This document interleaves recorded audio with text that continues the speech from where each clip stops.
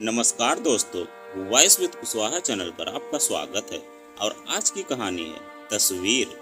जैसे ही वह अचानक दरवाजे के पास आई तो कुछ सोचकर रुक गई और कुछ देर वहीं खड़ी होकर बंद दरवाजे को देखती रही और महसूस किया कि हृदय की धड़कन कुछ तेज हो गई है।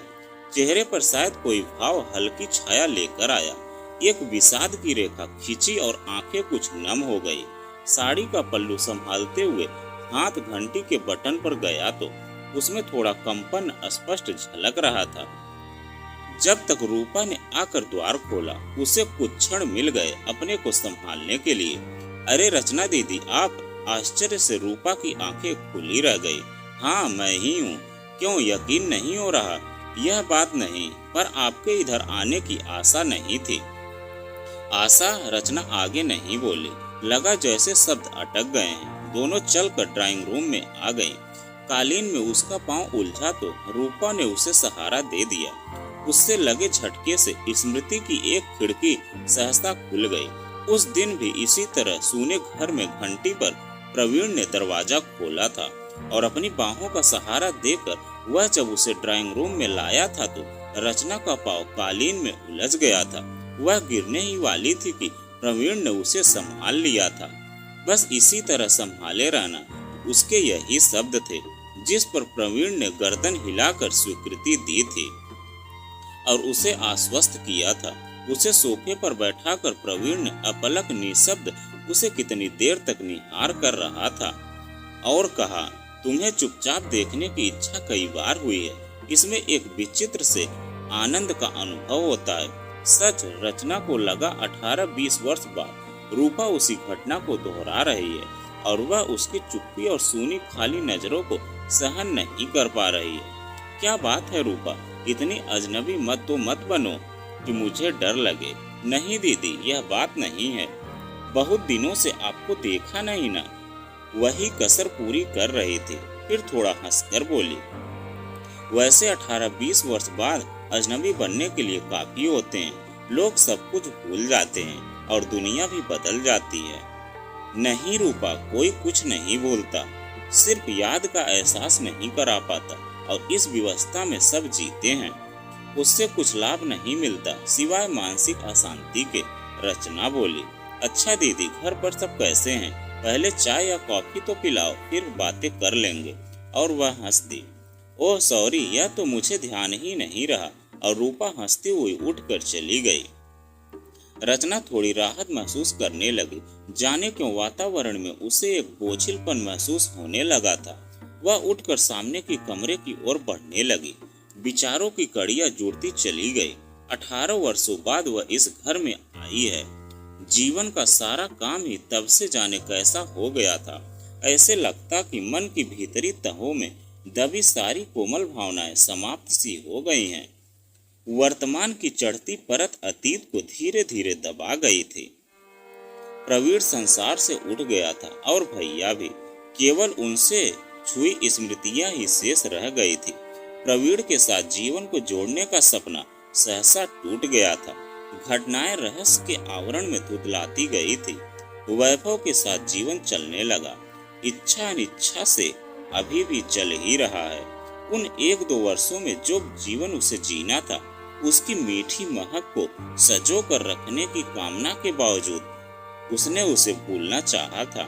वह अपने आप से लड़ती भी रही कि बीते हुए उन क्षणों से अपना नाता तोड़ ले और नए ताने बाने में अपने को खपा कर सब कुछ भुला दे, पर वह ऊपरी तौर पर ही अपने को समर्थ बना सकी थी। भीतर की आग बुझी नहीं, 18 वर्षों के अंतराल के बाद भी नहीं। आज ज्वालामुखी की तरह धधक उठने के एहसास से ही वह आश्चर्यचकित होकर सिहर उठी थी। क्या 18 वर्षों बाद भी ऐसा लग सकता है कि घटनाएं अभी भी बीती हैं? जैसे वह इस कमरे में कल परसों ही आकर गई है। जैसे अभी प्रवीण कमरे का दरवाजा खोलकर प्रकट हो जाएगा। उसकी आंखें भर आई। वह भारी कदमों से कमरे की ओर बढ़ गई। कोई खास परिवर्तन नहीं था। सामने छोटी मेज पर वह तस्वीर उसी फ्रेम में वैसी ही थी। कागज पुराना हो गया था, पर प्रवीण का चेहरा उतनी ही ताजगी से पूर्ण था। पार्क के फव्वारे के सामने उसने प्रवीण के साथ यह फोटो खिंचवाई थी। प्रवीण की बाह उसकी बाह से आगे आ गई थी और रचना की साड़ी का आंचल उसकी पैंट पर गया था। ठीक बीच से जब प्रवीण ने आधी तस्वीर को काटा था तो एक में उसकी बाह का भाग रह गया और इसमें उसकी साड़ी का आंचल रह गया। 2-3 वाक्य कमरे में फिर प्रतिध्वनित हुए।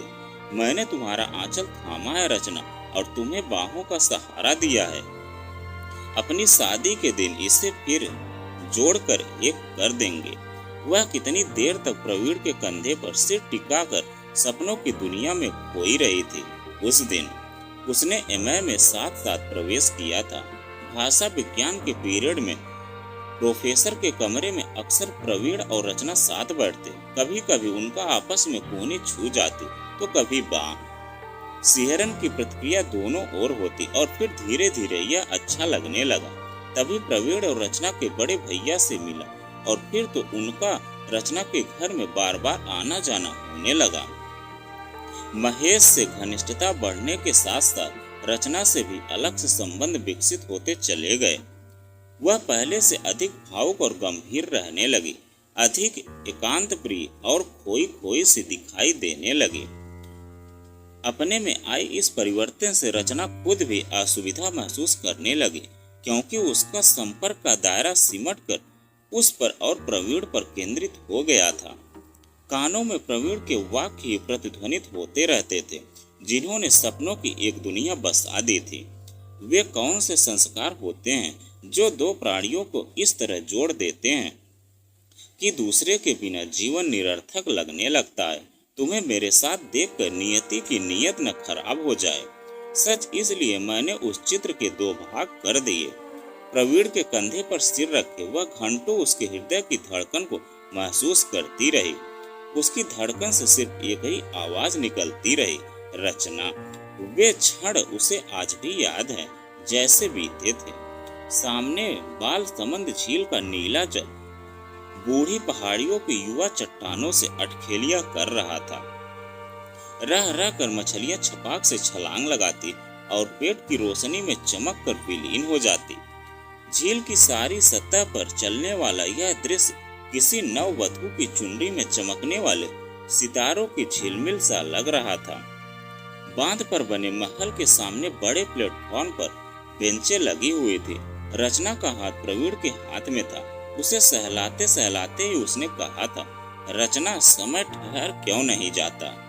रचना ने एक बहुत ही मधुर दृष्टि से उसे देखकर दूसरे हाथ की उंगली उसके होठों पर रख दी थी।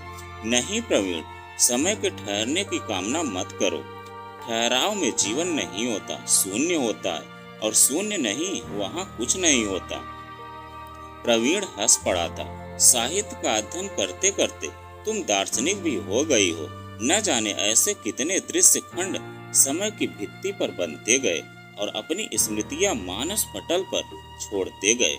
बीते हुए एक एक क्षण की स्मृति में जीने में इतना ही समय फिर बीत जाएगा, और जब इन क्षणों का अंत आएगा तब क्या फिर से उस अंत को झेला जा सकता है? क्या कभी कोई ऐसी सामर्थ्य जुटा पाएगा जीवन के कटु और यथार्थ सत्य को फिर से जी सकने की, उसका सामना करने की? नहीं, ऐसा नहीं हो सकता। इसलिए जीवन की नियति ऐसी नहीं हुई। चलते चलते ही जीवन की दिशा और धारा मुड़ जाती है या अवरुद्ध हो जाती है। हम कल्पना भी नहीं कर पाते कि सत्य घटित होने लगता है। रचना के जीवन के सामने कब प्रश्नचिन्ह लग गया उसे इसका भनक भी नहीं हुआ। घर के वातावरण में एक सरसराहट होने लगी। कुछ सामान्य से हटकर हो रहा था जो रचना की जानकारी से दूर था। माँ, बाबूजी और भैया की मंत्रणाएं होने लगी। तब आशय उसकी समझ में आ गया। माँ ने उसकी जिज्ञासा अधिक नहीं रखी। भोपाल का एक इंजीनियर लड़का उसके लिए देखा जा रहा था। उसने माँ से रोज भरे आश्चर्य से कहा, मेरी शादी, और मुझसे कुछ कहा तक नहीं। कुछ निश्चित होता तभी तो कहती। तो निश्चित होने के बाद कहा जा रहा है। पर माँ, सिर्फ कहना ही तो काफी नहीं, पूछना भी तो होता है। रचना, इस घर की यह परंपरा नहीं रही। मैं जानती हूँ परंपरा तो अब नहीं बनेगी। मैं उससे शादी नहीं करूँगी। रचना, हाँ माँ, मैं उससे शादी नहीं करूँगी। जब उसने दोहराया तो माँ का गुस्सा भड़क उठा। फिर किससे करेगी, मैं भी तो सुनूं। शायद घर में सबको इसका अंदाजा हो गया होगा। रचना, माँ ने उसका हाथ कसकर पकड़ लिया। तुम्हारा दिमाग खराब हो गया है, जात पात समाज का कोई ख्याल है ही नहीं। रचना हाथ छुड़ाकर कमरे में चली गई। घर में सहसा ही तनाव व्याप्त हो गया। शाम को महेश के सामने रो रो कर माँ ने अपने मन की व्यथा कह सुनाई।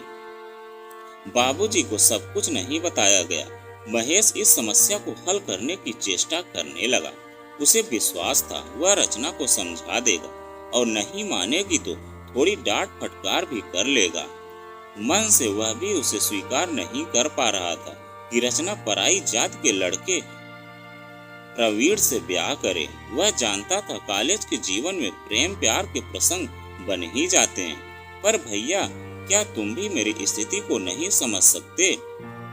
माँ और बाबूजी तो पुराने संस्कारों से बंधे हैं, लेकिन अब तो सारा जमाना नई हवा में नई परंपराएं स्थापित करता जा रहा है। हम पढ़ लिख कर भी क्या नए विचार नहीं अपनाएंगे? रचना, महेश ने समझाना चाहा। मैं बिना तुम्हारे कहे सब जानता हूँ। यह भी मानता हूँ कि प्रवीण के सिवा तुम्हारी कोई पसंद नहीं हो सकती, पर यह कैसे संभव है? वह हमारी जाति का कहाँ है? क्या उसके दूसरी जात के होने जैसी छोटी सी बात ही अड़चन है? तुम इसे छोटी बात मानती हो भैया। इसका बाधा का जमाना अब नहीं रहा, उसमें कोई कमी नहीं है। रचना, महेश ने फिर प्रयास किया। आज समाज में इस घर की जो प्रतिष्ठा है वह इस रिश्ते के होते ही कितनी रह जाएगी, यह तुमने सोचा है?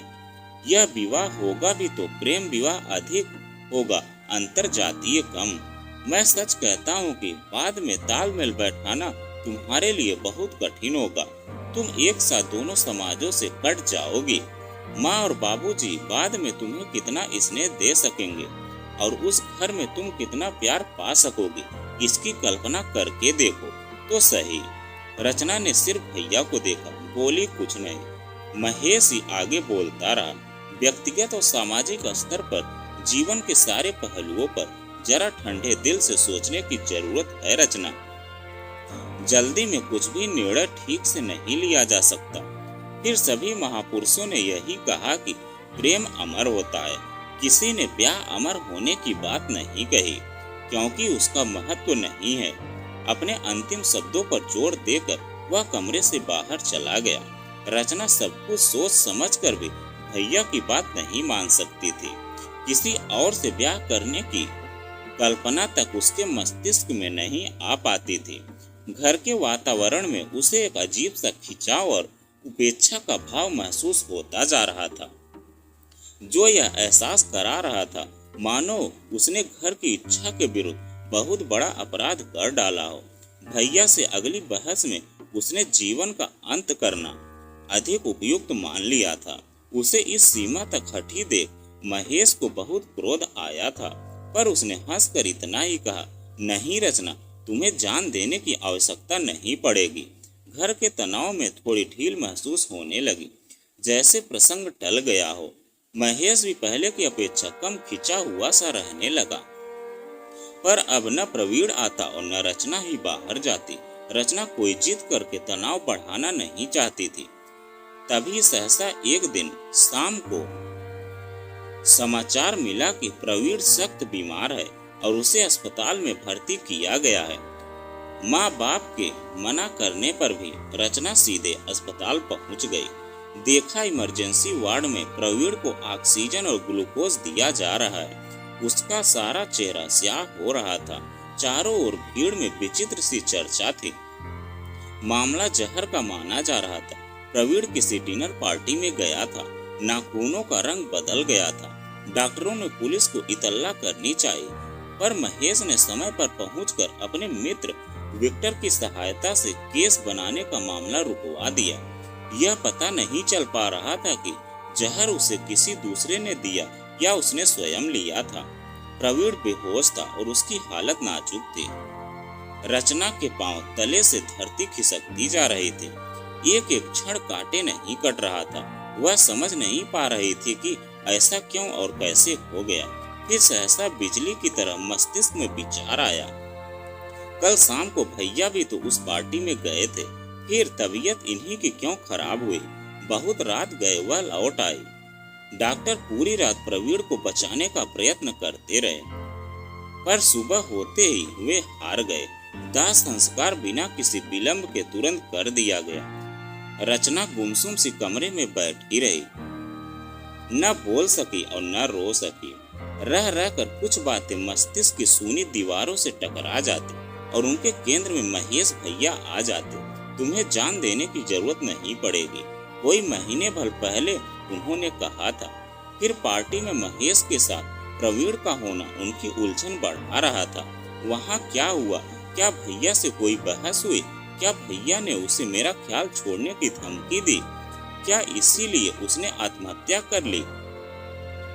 मुझसे नहीं पा सकता था। एक बार उसने कहा हुआ था कि तुम्हारे बिना मैं नहीं जी सकता। क्या यह स्थिति उसने मान ली थी कि बिना उससे पूछे?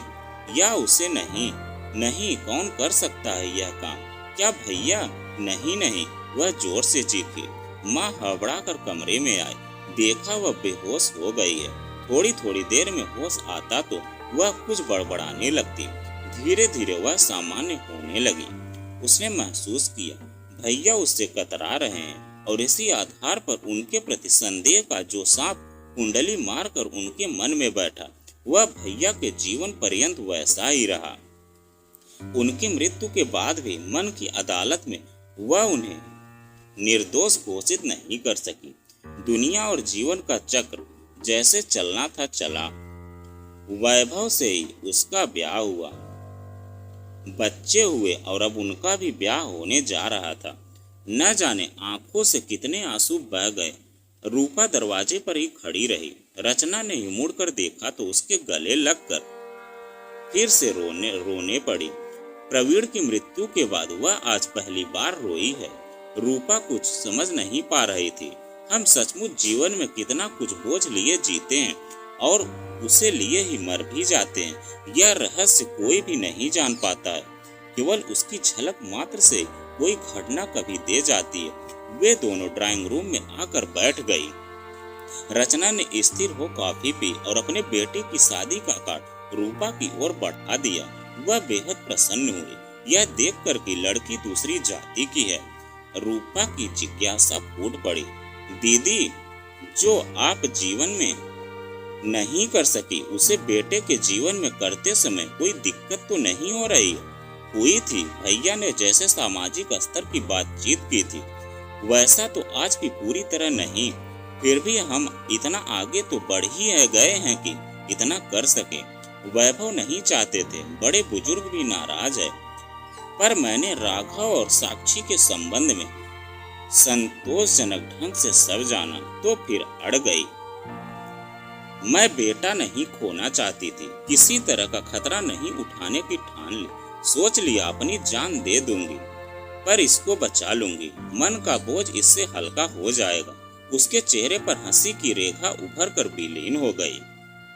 घर परिवार की कितनी ही बातें कर रचना चलने को उद्यत हुई तो बैग से एक कागज का पैकेट सा रूपा के हाथ में थमा कर कहा, इसे भी रख लो। यह क्या है दीदी? आधी तस्वीर जिसे तुम्हारे प्रवीण भैया जोड़ना चाहते थे। जब कभी तुम सुनो कि रचना दीदी नहीं रही तो उस तस्वीर से इसे जोड़ देना ताकि वह पूरी हो जाए। यह जिम्मेदारी तुम्हें ही सौंप सकती हूँ रूपा। वह डबडबाती आंखों के साथ दरवाजे से बाहर निकल गई और दोबारा अतीत को नहीं देखना चाहती थी। तो दोस्तों यह कहानी आपको कैसी लगी कमेंट में लिखकर जरूर बताइएगा। अगर आप हमारे चैनल पर नए हैं तो प्लीज़ चैनल को सब्सक्राइब कीजिएगा और वीडियो को एक लाइक कीजिएगा। तो चलिए मिलते हैं एक नई कहानी के साथ में एक नए वीडियो में। कहानी सुनने के लिए आपका बहुत बहुत धन्यवाद।